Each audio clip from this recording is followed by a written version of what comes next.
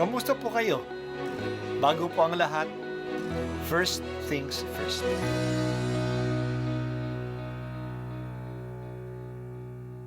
Good morning po. Sinisimulan po natin ngayon ang first things first.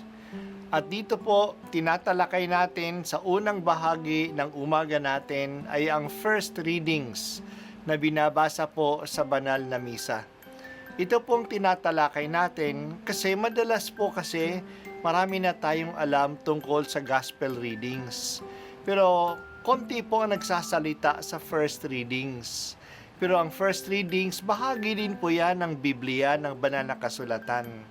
Kaya susubaybayan po natin ang mga first readings, basahin po natin at kuminsan kailangan ng basahin ng 2 o 3 beses bago maintindihan kasi hindi po tayo familiar sa mga istorya at sa mga kaisipan na tinatalakay dito.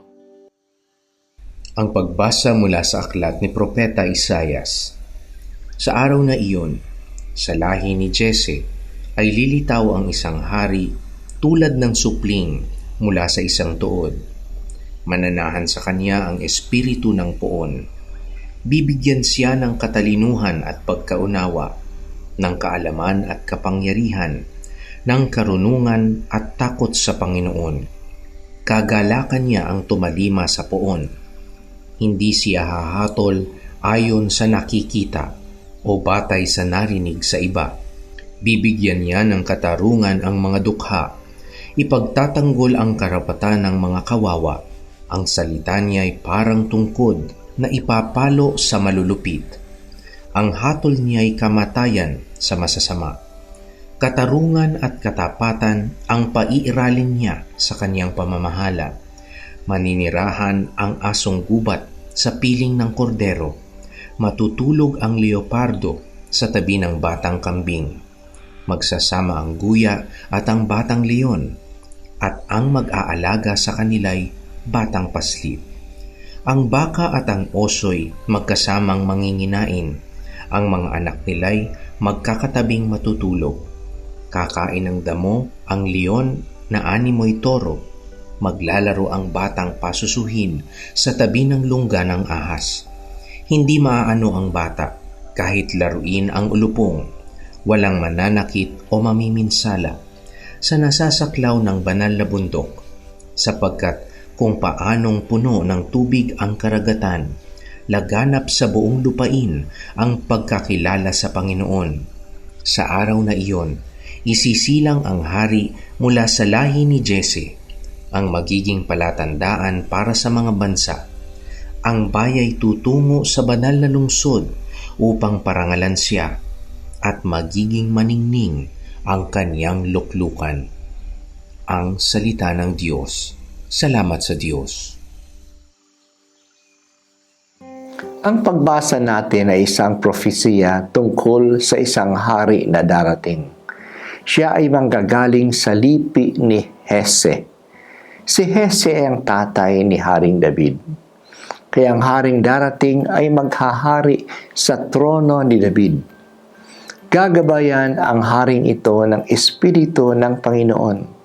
Kaya sa kanya ang biyaya ng katalinuhan, ng pagkaunawa, ng kaalaman, ng karunungan, ng takot sa Diyos, ng kapangyarihan at ng pagtalima sa Diyos.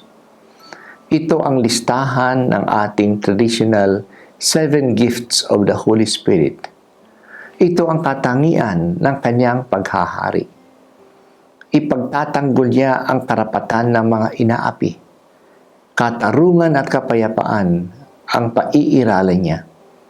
Ang kanyang salita ay makapangyarihan at ito ang magpaparusa sa masasama. Kapayapaan ang kanyang dadalhin. Wala nang mag-aaway sa paghahari niya.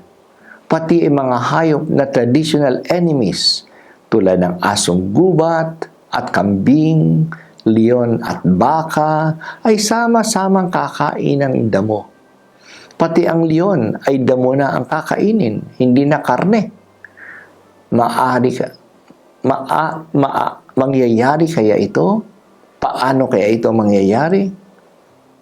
Mangyayari ito kung ang lahat ay mapupuspos ng salita ng Diyos. Ang salita ng Diyos ang gagabay sa lahat na makilala ang Diyos at makilala ang Diyos ng lahat ng mga bansa. Napakaganda ang future na ito na inilalarawan sa atin. Ito ang gusto ng Diyos na pangarapin natin. Ang panahon ng Adbyento ay panahon ng pangarap sa pagdating muli ng Panginoon. Darating siya muli at papanibaguhin niya ang lahat. Let us dream about the future that God will give us. Ang pangarap na ito ang siyang gagabay sa ating mga gawain. Hindi lang tayo na nananaginip, nangangarap tayo. Walang taong ginagawa, walang magagawa ang tao kapag siya ay nanaginip lang. Tulog kasi siya. Pero ang pangarap ay isinasabuhay natin. Ginagawa natin ang ating pangarap at sa tulong ng Diyos, ito ay magkakatotoo. Pangarapin natin ang pagdating uli ng Diyos na magdadala ng katarungan at kapayapaan sapagkat tayo ay paghaharian ng isang hari na marunong, maunawain at makatarungan at nakikiisa tayo sa kanyang pinaghaharian. O Panginoon, kung sana kami ay mawala, huwag sana kaming mawala ng pag-asa. Turuan mo kaming mangarap ng may pangarap, ng mga pangarap ng, O Panginoon, huwag sana kaming mawala ng pag-asa. Turuan mo kaming mangarap ng mga pangarap ng Diyos na nagbibigay sa amin ng kanyang salita.